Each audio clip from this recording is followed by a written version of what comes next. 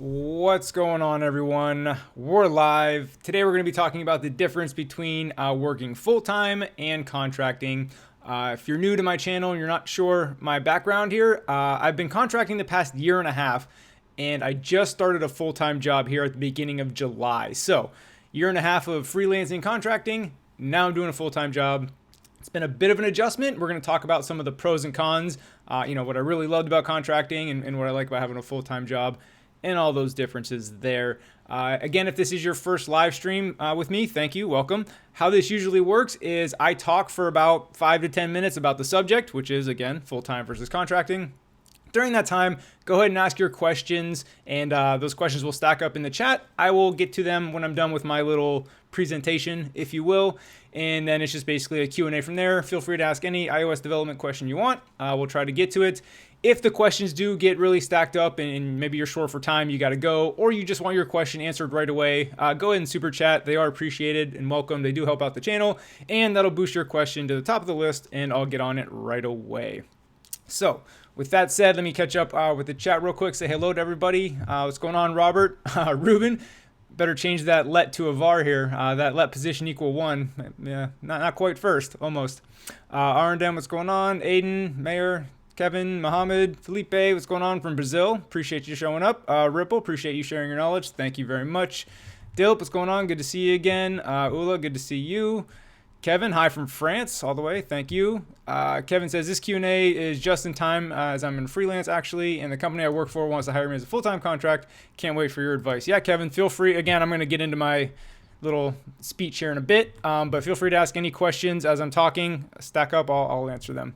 All right, let me dive into the topic at hand. So, like I said, for those just joining, I started a full-time job July 1st, so about 3 weeks ago, after contracting for a year and a half. So I really got used to that lifestyle. And then now, the full-time job going into an office every day is a completely different lifestyle. And we're going to talk about the pros and cons of each and kind of how I'm adjusting and what I'm liking, not liking so far.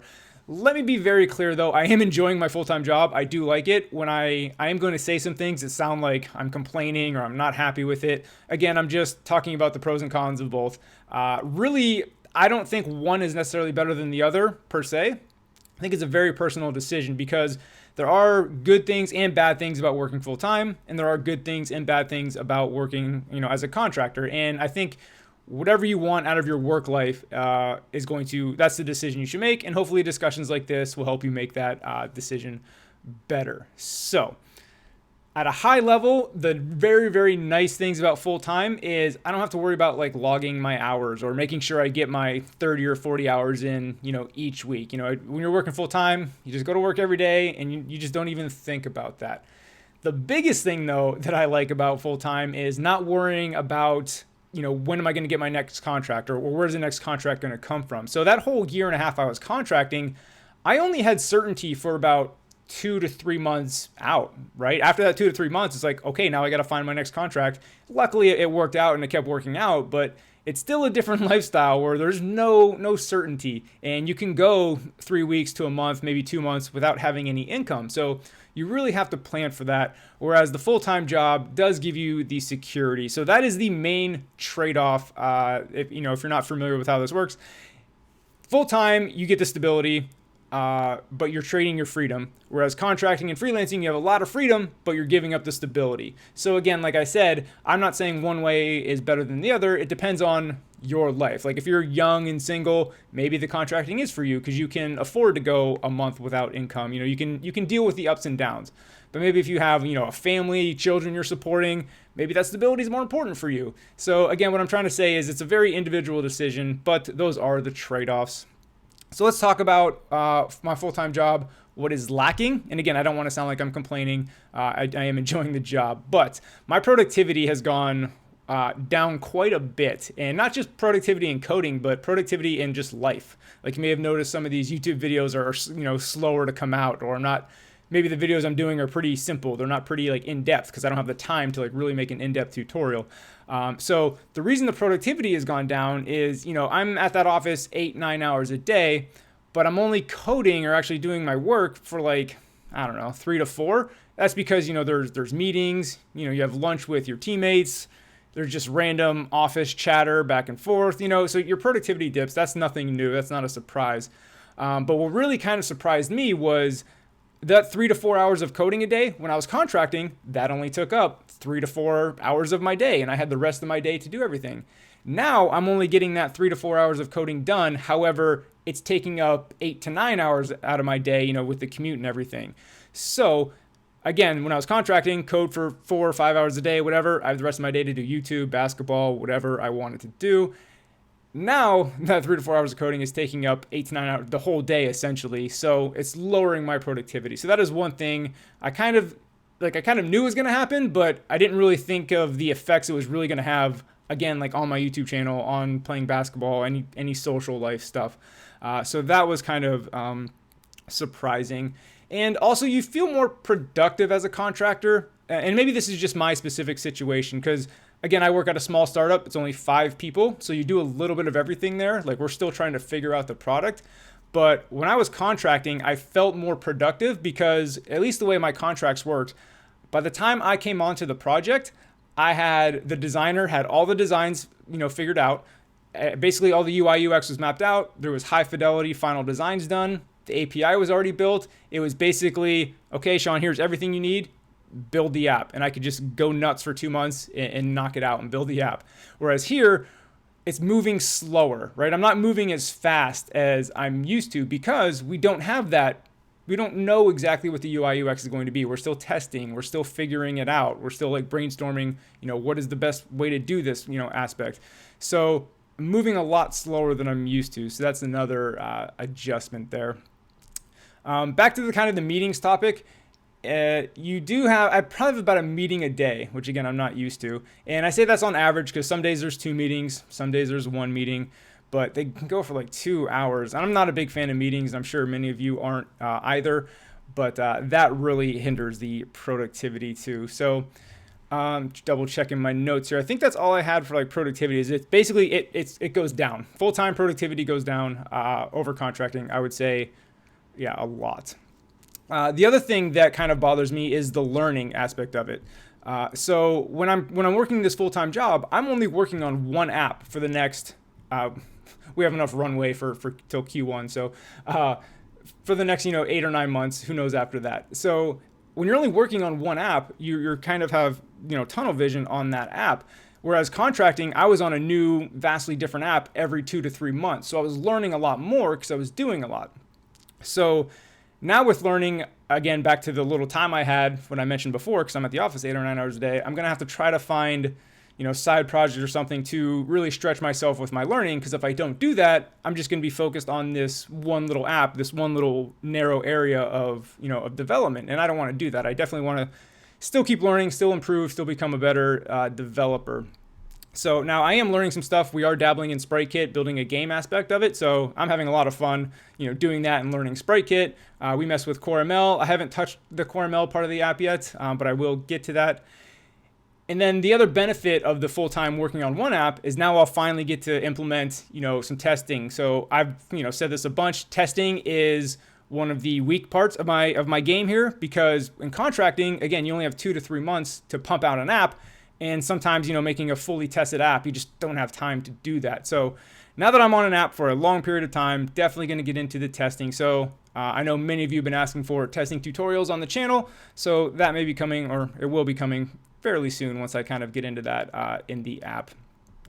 So that was kind of it for the contracting versus full-time. Now that is not a comprehensive review of both. This was just kind of some things that were top of mind for me that I'm experiencing in my transition from contracting to full-time. So if you have more specific questions, feel free to ask them in the chat. I'm going to go ahead and start the Q&A portion of the stream now. So I'm going to go up to the chat and catch up. Again, if you're joining late, now that I'm done with my little speech, if you have questions, go and ask them. I'm just going to go down the list. I'm scrolling up in my chat. We'll hit them up. If you want your question answered first, go ahead and throw in a little super chat in there, and I will get on that right away. So Robert Ramirez says, what are some things that you do to get your apps away from the default UI look? So this is a tricky topic because I'm not 100% sure what you mean by default UI. If you just mean like no style at all, for sure you need to do that. Or do you mean default UI as in like it looks like an Apple app, right? It looks like a default Apple app. So I'm of two minds here. I do think you should be unique and your UI should be cool. However, you need to not try to completely reinvent the wheel like Snapchat did. Like Snapchat's UI was like just completely different because users are used to certain design patterns and they will find your app much, much easier to use if they follow those typical design patterns. So it's kind of a balance you have to strike because don't get me wrong, you could just completely change everything and be successful like Snapchat was. But I think that's a harder task than to kind of adhere to the design patterns. But maybe to answer your question differently is I just get inspiration from sites like Dribbble, Behance. There's a Medium post called Muzzly, not post, but a Medium user called Muzzly, Muzli. They put out all kinds of design inspiration on Medium. So yeah, it's really just that and get inspiration from there. But like I said, I would be careful straying too far from default like UI patterns just because your users are used to them. Greg's here. What's going on, Greg? Greg and I had lunch a couple weeks ago here in San Francisco. Good to see you. Thailand Living says, Vern in Thailand checking in, considering Swift development at 52 years old. Great, Thailand Living, not sure your name. Not sure if you know my story, but I wrote my first line of code at 33 years old. So obviously 52 is a little older than that, but I don't think that's too old to get started. Happy to answer any questions to help you get started. I have a video like, are you too old to code, all about this topic. So Vern, I think that's, he did say your name. Vern, I think that's great that you're doing it. Again, I would love to help out if I can. What's going on, Noah? Good to see you. Ming, hello from Hong Kong. Gulakat, hey from Rome. Got people from everywhere here. Greetings from Mexico, from Luis. Hello, what is your opinion about Flutter? My opinion about Flutter is I haven't tried it, so I don't want to give too much of an opinion, but it is also brand new, super new. I'm kind of waiting and seeing with Flutter. So we'll go from there. But the whole native versus non-native, I'm a big believer in native. But it's a business, I say this all the time, it's a business decision unique to your business, right? If you're a smaller app, you don't have the resources, then yes, doing something cross-platform or non-native probably makes more sense. I don't argue that at all. However, I just believe that you're just objectively going to make a better app doing it native. Now, sometimes the difference between that basic app that app that you can make non-native and the native app isn't worth the cost of the native app, and I get that. Make the business decision. But all right, there's that rant. Resky says hello from Indonesia. Swifty Tilting Planet. Caleb, that name always gets me still. Hello, what's going on? Lucas, what are your thoughts about the Kawhi trade? I think it's hilarious that, and I won't go too far on this, that he wanted to play in LA and the Spurs sent him to Toronto, like the exact opposite of LA. I thought that was kind of funny. But yeah, well, he's going to be there 1 year. I don't really care about that. I don't think Toronto's going to be good. Lucas says, can you dunk? No. I am a three-point shooter. Think JJ Redick, Kyle Korver, just running around, coming off screens, catch and shoot. That's my game. Not super athletic, but don't give me any space. That's for sure. So Kevin says, in terms of productivity as contractors, we have this freedom to work when we want, as long as we respect the deadline and do reports. Cool. How did this impact you? Do you feel more productive? So I think I kind of addressed that is I absolutely felt more productive. Yeah, you do feel more productive, mainly because I could knock out, it's just coding when I was a contractor. Whereas now I'm more, not just the coder, but helping develop the product and determine what the product is. So you wear many, many more hats. But when you're just the contractor, you're just the coder, the builder.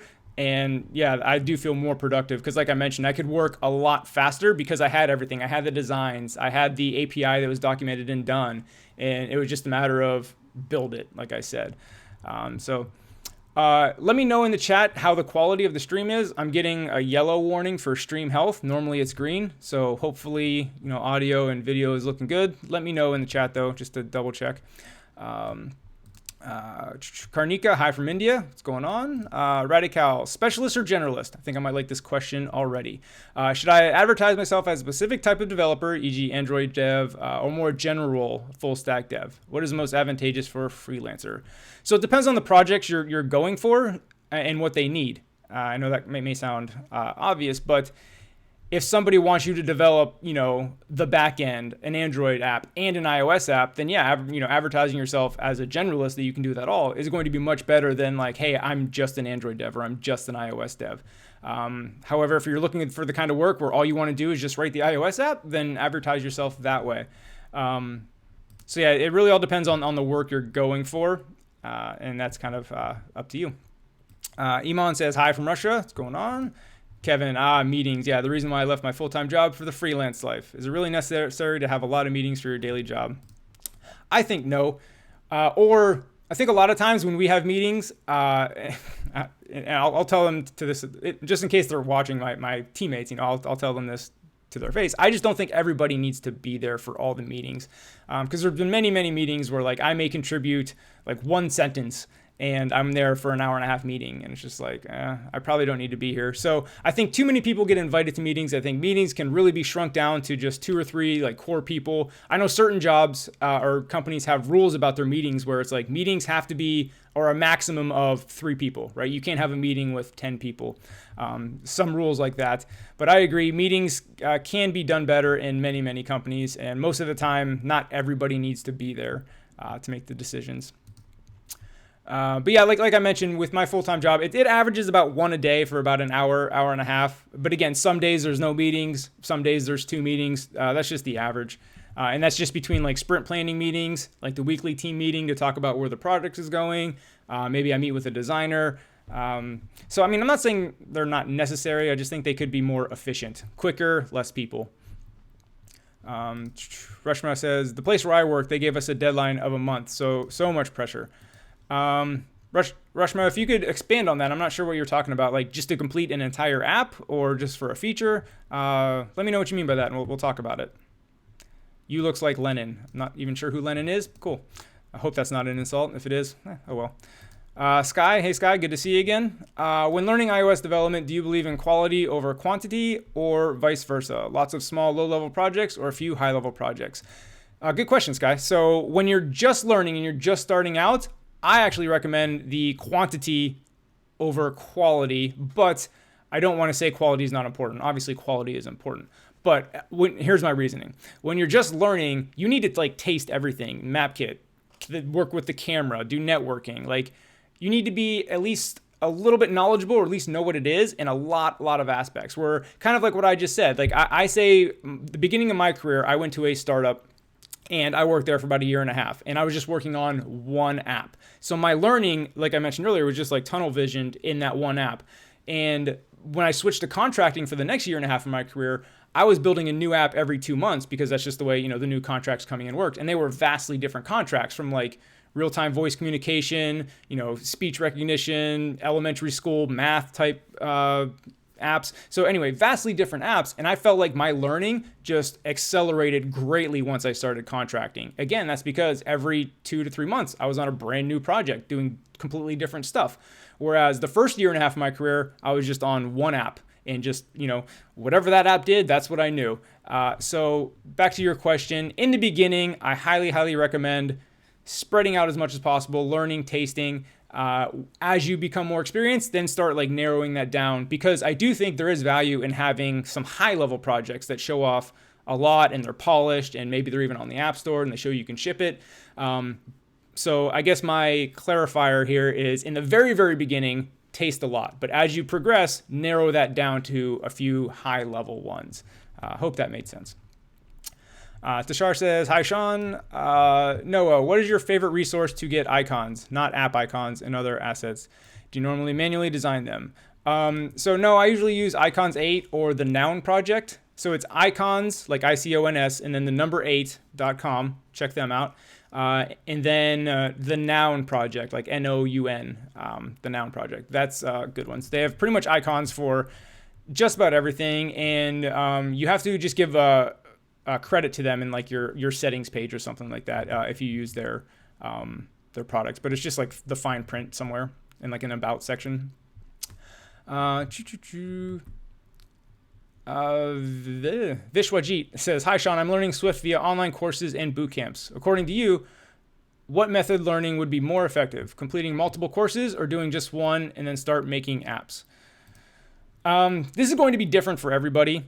So I do think you should start making your own projects sooner rather than later, and I fell into this trap, so I'm speaking from experience. What happened with me was I was doing all these tutorials and I felt like I was learning, but in reality, I was just doing what the tutorial told me, typing it in, and I had an app. I wasn't really like learning it. I found like anytime I tried to do something on my own or my own idea, I just couldn't do it because I didn't have a tutorial to rely on. So I do think those tutorials are great in the beginning, and you have to do them. You have to start somewhere. But I think sooner rather than later, you should try to shift off of those tutorials and courses and into your own projects, because that's where I think your learning will accelerate greatly when you have your own ideas that you're trying to create rather than following, a recipe, to be honest with you, to just build an app. So try to get to building apps as soon as possible. But again, that's going to be different for everybody because you do need those tutorials to give you that baseline knowledge. But once you feel you have the baseline knowledge, make the switch. Felipe says about meetings. Is there any kind of rule to schedule meetings where you work to not slow down developers' productivity? So there's no rules. Again, we're a 5-person startup, so there's really no rules about anything. It's very, very fluid. But I have seen companies where they will do like, okay, whatever, pick a day, call it Monday. Like Monday is our meetings day. If you want to have a meeting, you have to schedule it on Monday. And then any other day of the week, there's no meetings. I've heard of companies trying that. That way you just bundle all the meetings on one day and you don't, kind of interrupt the rest of the week. Like as a developer, you just know like, all right, I'm not going to get anything done Monday, but I have the rest of the week. So I've seen, heard about companies doing that. I'm not sure how effective that is. Having an emergency meeting on a Thursday when we said we only do a Monday, I'm sure that happens. But there's no rules where I work, but I have heard about people doing stuff like that. Or maybe another variation of it is, Tuesday and Thursday is meetings day, Monday, Wednesday, Friday is, productivity days. There's a couple different ways to do it. Radical says, why did the startup you were working with went native? If you are so few people, wouldn't it have been easier for you guys to go cross platform? Well, so there's a difference between easier and doing it good, if that makes sense. So yes, it would have been easier, but we're trying to make a good iPhone app to start, and then we're going to do Android after we have, basically, we need to prove the concept on iOS. Prove the concept, get some revenue, basically work everything out on iOS. Once that's all worked out, a few months later, we'll port it over to Android. So when you're building an app from scratch or a product from scratch, trying to, and this is my opinion, I want to say, so feel free to have a discussion, disagree with me. I'm not saying this is facts, this is opinion. Trying to develop Android and iOS at the same time when you're still trying to figure out what the product is, that's going to lead to a lot of unnecessary development, because even just speaking from the iOS side, I've rebuilt screens so many times, I've rewritten stuff because we're changing stuff all the time. So if you're doing that on both code bases, trying to develop it at the same time, that's pretty rough. Now I know what you're saying. If you're doing cross-platform, well, you don't have to write it for both code bases, but we want a native feeling app for the iOS side, because we want it to be as good as possible.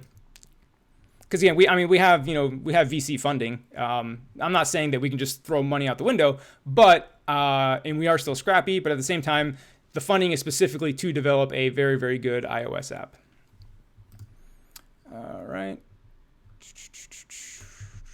Philip says, what is the skill level of a programmer at your job? Do you have the least experience? And how are you learning? Do you have coworkers signing help you? So Philip, like I said, it's a 5-person startup. So I am basically the only iOS developer. So to answer your question of more or least, I would say the most iOS. The other co-founders are developers, but they're like back-end developers. They're not iOS developers. So I'm not the only programmer there. However, I am pretty much the only dedicated iOS developer. Now, the other developers do know a little iOS, so that they help out and chip in.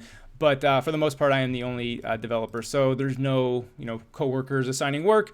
It's basically us figuring out what we want to accomplish in the sprints, and then me kind of running with the iOS app based on what the team decides for the product. But again, we're still prototyping, we're still figuring it out, we're still doing clinical trials and user testing and all that stuff. So the app is going to change drastically from what it is now to what it is when it releases.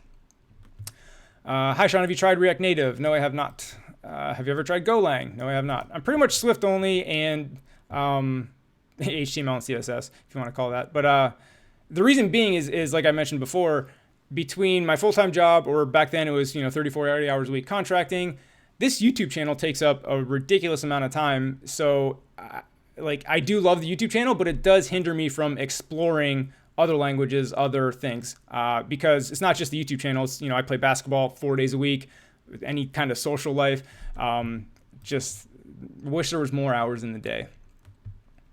Isaiah says, hey, Sean, when do you typically get paid when contracted? By milestones, hourly, or flat fee? I always did hourly. That's not to say that, milestones or a flat fee don't work. I just always did hourly. I found that trying to do a flat fee for an entire app is just impossible to figure out, or impossible to get right. Either you're going to way underestimate or way overestimate, and either you're going to lose or the customer's going to lose. Like there's no way to get that, sweet spot, because it's just very, very hard. Milestones does help that, like you mentioned, but I don't know. I just always found hourly. But when I did hourly, I gave them like a window. I'd be like, it's X amount of dollars per hour, and then it's going to be 150 to 200 hours. So I give myself a 50-hour window, which is quite big, but that at least gives them a range of what to expect from the hourly fee. That's typically how I did it. Rocky says everything looks good here. Talking about the video. Dilip says it's lacking. It's back to green now, so I assume we're okay. Isaiah says, what websites do you find contract work on? So 1 second. So I didn't use any websites actually. I have all videos about this. I have a video on like how I got my contracts if you want to search on my channel for it. But I'll sum it up. Basically, it's through your network. All my contracts have come through my personal or professional network, whether it was people I worked with in the past contracting or at previous startups. They go on to another startup and they're like, hey, we need an iOS developer. Are you interested? So that, and then sometimes it's just people I've known in my personal life that know I'm an iOS developer.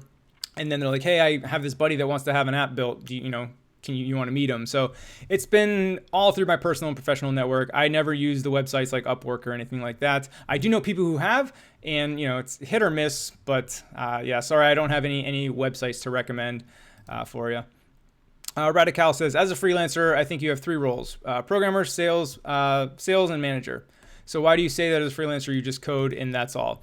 Well, so Radical, there's very, very different types of freelancers, and it's hard to encompass them all. So to your point, yes, if you are a freelancer all by yourself, or you have to find your own projects, you have to manage the clients. Yes, I 100% agree with you. I should have clarified that when I said that. In my contracting, I worked for an agency. So the agency found the clients. The agency managed all the sales and all that stuff. I only had to do the programming part of what you're talking about. So yes, let's clarify that. If you work for a development agency, you're still contractor, you're still freelancer. You can work when you want. You just have to get the work done. However, you don't have to go out and find the clients and manage them and sell them on it. So I would say in a year and a half I was contracting, probably about 80% of my contracts were through an agency, and then the other 20% were like we just said, where I had to manage it myself. I didn't really have to sell them on it. They wanted me, because like I said, it was through my personal and professional network, so I didn't have to sell them on me. They were basically selling me on them, to be honest with you. So yeah. Mark, best place to look for contracting work? Feel like I kind of just answered that. Radical says, when searching for new gigs, what do you recommend? Send a general message to lots of possible clients, or just send a few messages but custom tailored to every project? Again, I didn't go this route trying to find projects. I typically had a lot of incoming, but if I were to do this, I would say, hold on 1 second. I would say send a few custom messages to every project. And the reason I say that is because everybody can see through a blanket email. Like that copy paste, send to everybody. We all receive those emails, and when we get them, we know it's copy paste. I just disregard those pretty much immediately. So I think again, I haven't done this from experience, but just my opinion is the highly customized, tailored for very specific projects is going to be the much better way to go. We got a super chat from Rocky. I appreciate that, Rocky. Thank you very much. Says, I am a senior network engineer transitioning into software development. How do you feel about Python as a starting language? So, Rocky, I don't know Python, but I do know people that write Python. And as a starting language, here's my advice for a starting language is write something that will allow you to create projects that you're really, really going to enjoy. And here's why I say that. So, software development, as I know, you're a senior network engineer, so learning this stuff is hard. It's not easy. I mean, if it was easy, everybody would be doing it, and software engineering wouldn't be as desirable as it was.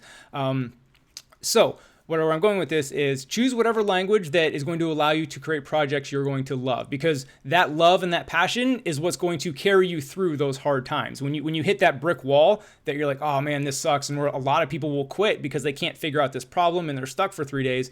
It's that passion on the project you're building that carries you over that hump that allows you to keep learning. So if Python, like again, if iOS apps is that project for you, like you really want to make great iOS apps, then of course learning Swift will, allow you to do that, to get that passion flowing. So to answer your question, and I greatly appreciate the super chat, Rocky. If Python allows you to build, some web apps or some backends or whatever that you really, I probably messed that up on the backend. I don't know Python. Don't bash me in the chat. But if it allows you to build what you really want, then I think it's a great language. However, if Python doesn't allow you to build what you want, maybe take a look at a different language. Thanks again, Rocky. So going back up to the chat, Craig says, did you make it? Craig Cornwell. I went to high school with a Craig Cornwell.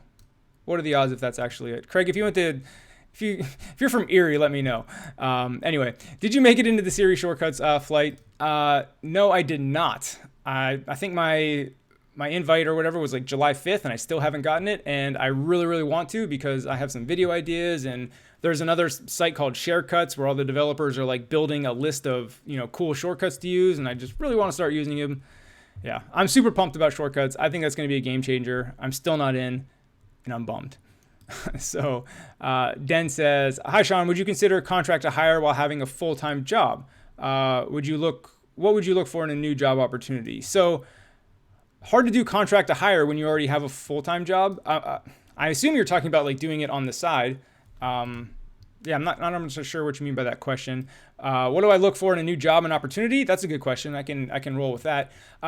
Basically, the team is super important to me. You have to like who you work with. So the team and the actual project are the two most important things. I have to like what I'm building or be interested in what I'm building. And then again, the team has to be good. I have to enjoy the people I work with. So those are definitely top two. Salary and money is actually, I don't know if it's 3 or 4, but it's not at the top of the list.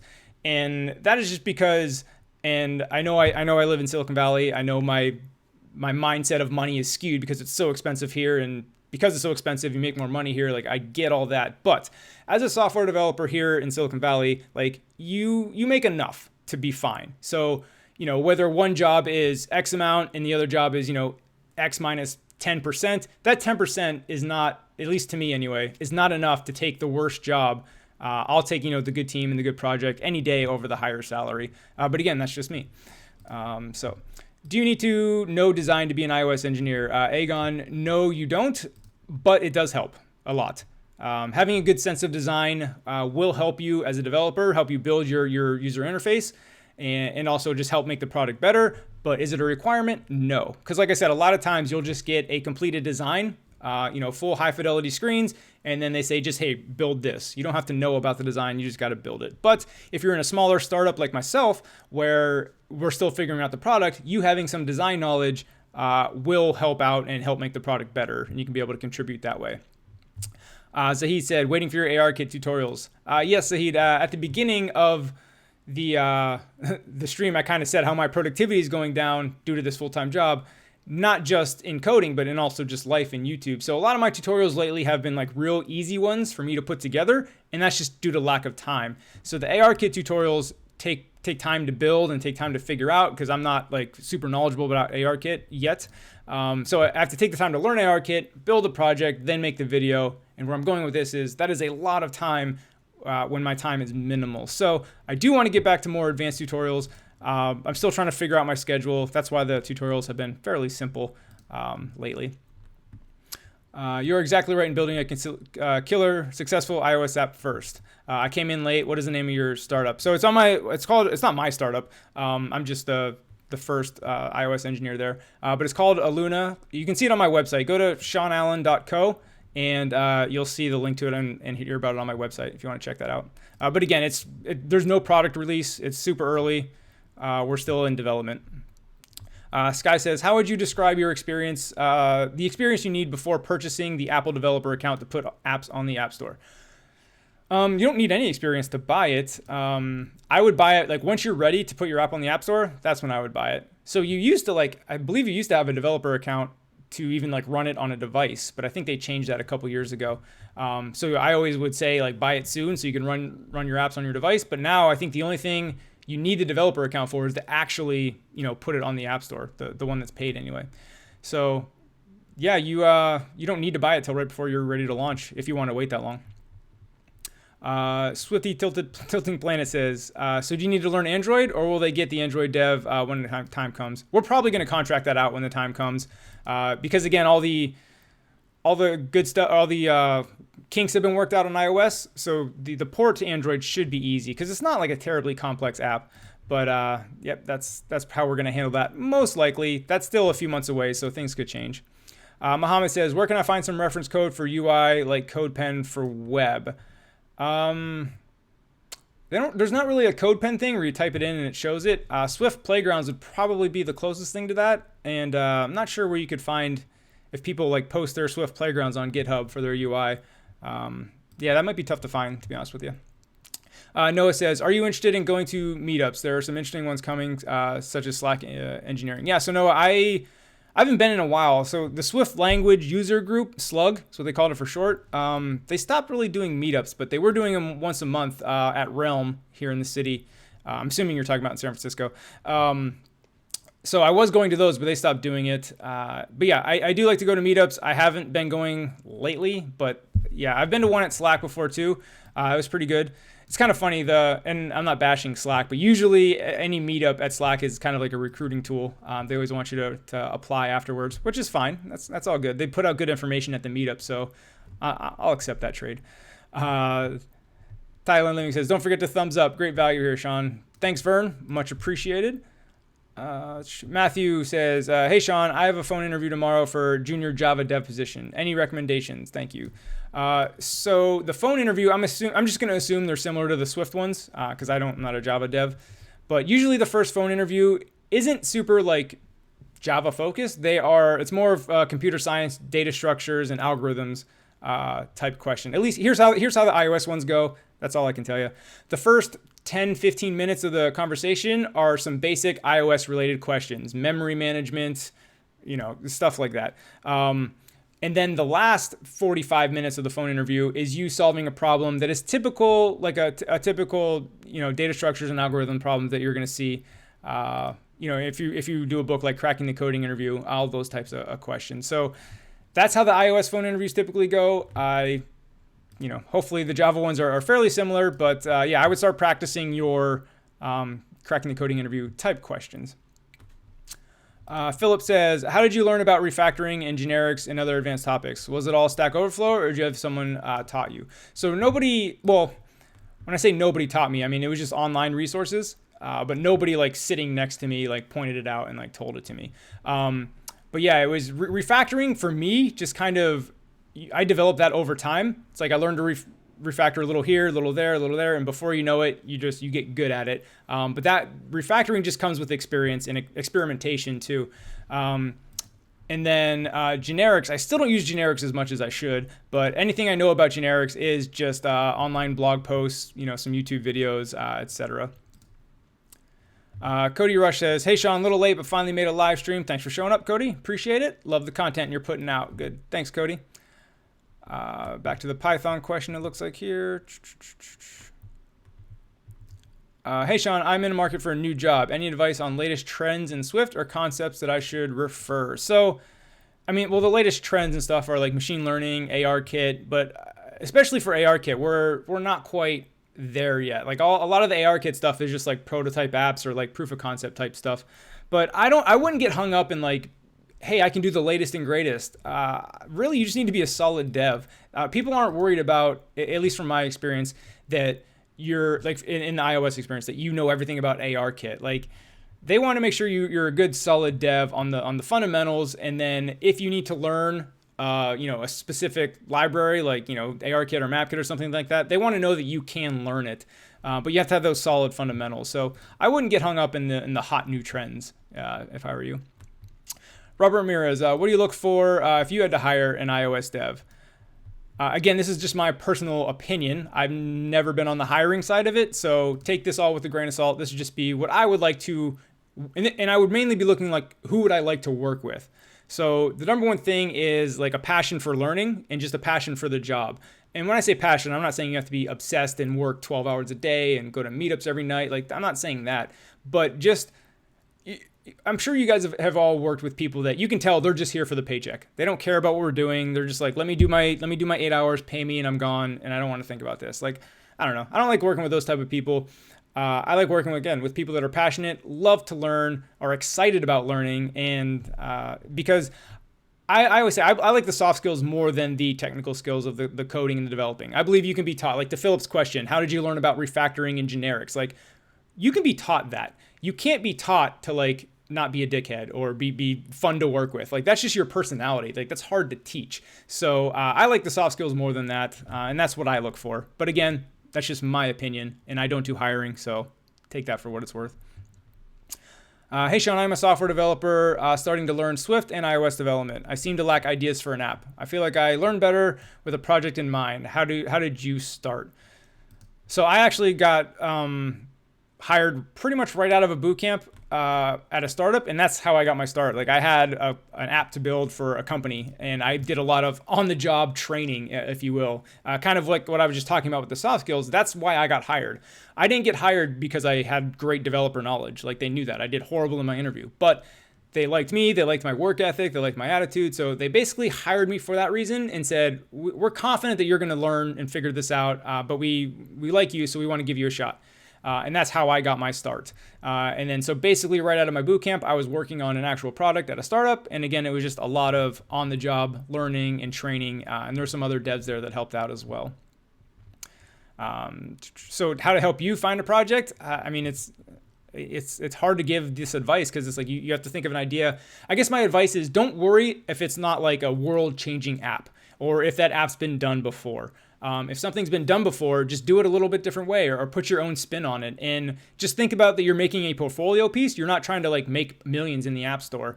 So yeah, don't worry about it being unique. Just, I don't know, copy somebody else's idea and build it. You'll learn because that's what you're doing it for. You're doing it to learn. Again, you're not doing it to make millions in the app store. Be Free says, very helpful live. Thanks.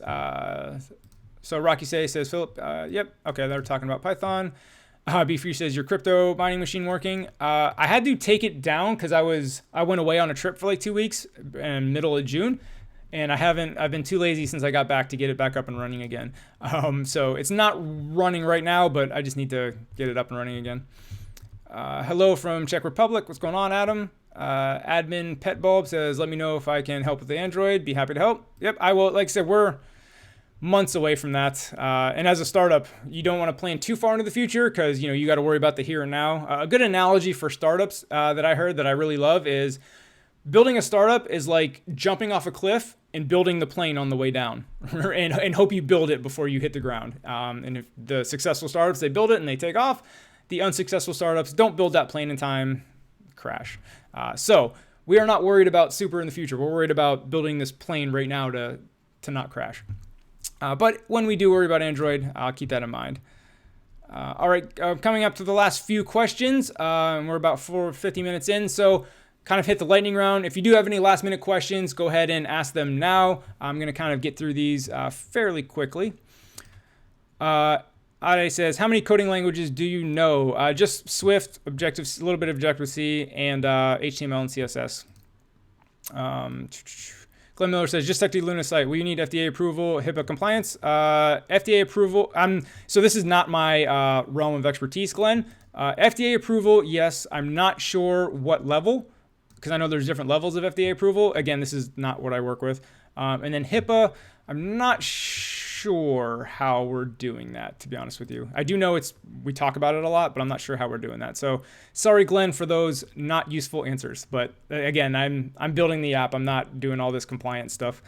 Radical says, how is for you to move to SF? I would like to move to another country, but I'm scared of going somewhere and being alone. So Radical, this is going to come down to you personally. I moved out to San Francisco. I didn't have a job lined up. I didn't know anybody. I just found a roommate on Craigslist, and I had enough money saved up for a year's worth of living expenses that I could come out here and try to make something happen. Luckily it did. But as far as like being scared, I'm not sure what advice to give you, because I would have to know you more as a person. Because I don't want to just say, oh, just do it. I mean, who knows, your personality. But it was a little scary, not gonna lie. But I just kind of took the leap. And again, I did have a safety net of some money, of some savings saved up, if things went bad. Karnika says, really helpful, thanks, appreciate that. Sky says, what is your suggestion for design ideas an early developer can use for their app without taking the time to learn app design right now? Not sure. I guess the only thing I would say is just steal, not steal in like the worst sense, but like go to those sites like Dribbble, Behance, that the stuff I mentioned earlier, Muesli on Medium, and they'll just post like app screenshots, or even on Pinterest. If you just search on Pinterest like UI design or UX design, you're going to get a ton of like screenshots and stuff like that. And I just use all that stuff as inspiration. And when I say steal, I'm not saying just blatantly ripped it off, but when I do all that inspiration stuff and I'm seeing all these different UIs and screenshots, it's like, oh, I like a little bit of this, a little bit of that, and a little bit of this. And I just basically take a little bit from all those things and then meld that into my own thing. So that's how I do it. And I didn't like learn how to design it. I'm basically like taking puzzle pieces from many different things and making my own puzzle. It's kind of how I do it. Rocky, I was talking to Philip, no big deal. Says Swift is my second language of choice. I'm mainly focused on keeping myself competitive in the networking industry at the moment. Cool. Adam says, are you using RX? No, I've dabbled in RX a little bit for a contracting project, but it was just a little bit. So I don't claim to know it. Hi sir, how to write push notifications? That's a pretty broad question and too much for this live stream. That's like a whole video tutorial. And then you have remote notifications or local notifications. Which one are you talking? Well, I guess push is remote. Anyway, how is the future of iOS development? I think it's great. iOS is the key word. Apple development, I think, is going to be fine. Whatever the next platform is, AR, whatever, glasses, whatever Apple has up their sleeve in the next decade or two, I think Apple's going to be there, biggest company in the world. So future of Apple development, I think, is great. iOS, which is specific to the iPhone, who knows, right? Every piece of technology becomes obsolete eventually. The iPhone will be no different. So we'll see. But again, the future of Apple development, I think, is great. And I'm perfectly happy to be just, a Swift developer working on only Apple products. I know many other people want to branch out, but that's just my opinion. That's what I like. Do I need to learn C, C++ to be an advanced developer? Depends on your definition of advanced. Obviously, the more you know about like the lower level stuff, yes, the more advanced you're going to be, and that does help. So I guess the answer is yes, but do you need to be a good iOS Swift developer you can be a good iOS developer without knowing C, C++. So I guess it determines on your definition of advanced. Create the Imaginable says, do you think Apple needs to make AR glasses for AR to be really successful? Do you think Apple will eventually make AR glasses? Yes and yes. I think AR is pointless without the glasses or contact lenses, however far into the future you want to go. As long as you have to hold up your phone to see the AR or your iPad or whatever, AR is never going to take off. Like huge mainstream where it's everywhere. Once you just have it on your glasses and you just see it, that's when it's going to be huge. So yes, I think that is the key unlock, and I'm not like super special. Everybody says that. The key unlock for AR to be successful, and Apple will make glasses. I don't know that. I don't work there, obviously, but I would bet a lot of money that Apple's making glasses. Radical says, what do you think about Google being fined $5 billion by the EU for Android antitrust violations? I don't really pay attention to all that, so I don't think I can give an intelligent opinion on that. But I think it had to do with because Google was bundling their software with all the other Android phones, and it was like a monopoly. So yeah, I don't know much about it. Have you ever think about your own startup? Creating one. So Be Free, yeah, I think I would be good at making my own startup because I feel like I'm a generalist. I can do a lot of the typical startup tasks. However, I'm only going to start one if I have just an idea that I can't stop thinking about. Like it keeps me up at night and I just haven't had that idea. Like I'm not going to be like, I want to make a startup. Let me find an idea and go make it. I don't want to go that route. I want the idea to come to me and then me just to not be able to stop thinking about it and be like, I have to do this. Whereas the other way, I think you're forcing it. You're trying to force the startup issue with an idea that you just found. Slurpinator, best software for prototyping app designs. I do Sketch. I like that better than like Photoshop. However, Adobe XD, I haven't tried yet. That's new. That's kind of like the Adobe's competitor to Sketch that just came out a little bit ago. I haven't tried that yet, so I can't speak on that, but I love Sketch. I think Sketch is awesome. Check that out. Nathaniel says, do you think cross-platform tools such as Xamarin, React Native, Flutter will dominate the mobile development, i.e. more companies will be looking for cross-platform devs than native devs? Nathaniel, I have a video on this. I'll give the answer, but if you want a more in-depth answer, check out my video on my channel called No, Swift is Not Dying. It's in response to another video. But anyway, so more companies is the tricky word here because I do think there's a long tail of small businesses or small app development companies. There's a huge long tail of that where, so yes, there might be more number of companies, but those companies may just be mom and pop small businesses. They may die in a year or two. However, the big companies, and again, I'll admit I'm looking at this through my Silicon Valley lens. All the companies here in Silicon Valley, the Airbnbs, Ubers, Lyfts, all that stuff, they are a native, and yeah, that's where like all the huge money is. That's where the better jobs are, the best jobs. So while I do think more, like the sheer just number of them, there probably will be more cross platforms because again, the long tail of just the small companies is so huge throughout the world. However, I think the better jobs and the better apps will be in native development. So again, it's what you're looking for out of your career. I'm not saying one is better than the other. They're just vastly different and vastly different business cases. Craig Cornell says, not from the US, from the UK, living in Dubai. Okay, just a coincidence then. I was struggling to find an idea for an app and decided to combine crypto and Swift and use the Bittrex APIs to build an app. Great experience so far. So Craig, I think that's awesome. I've thought about doing something similar because I'm into crypto as well, into development. If I can merge those two, that's a good idea. So I think that's great what you did. Hopefully the app's come along great. Let me know when you release it. I'd love to check it out. Got a couple questions left. Can you point me somewhere on further understanding protocols and delegates? Having a hard time wrapping my head around them as a beginner. Yeah, my YouTube channel. I have a series called Swift interview questions, and then there is a video specifically to dedicated to delegates and protocols. So go to my channel, go to playlists, and look for the Swift interview questions playlist, and you're going to get a series of topics, and then look for that one. Ali says, how many apps do you think on the App Store are written in Swift? Oh, I have no idea. Because a lot of the apps on the App Store are old and were written before Swift even existed. Remember, Swift didn't even get announced until 2014. The App Store came out in 2010. So there's, a long time where Swift didn't even exist. And then even the first year or two of Swift was too new to make a production app on. So really only in the past couple years, like big production apps have been done in Swift. So probably percentage-wise, not that many, but I don't know. It's hard to give a number.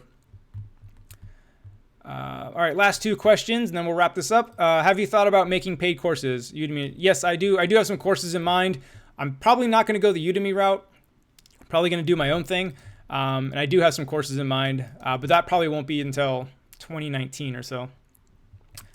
All right, last question. Ali says, any recommendations for blockchain courses / YouTube channels? No, I haven't really followed any like blockchain development type courses.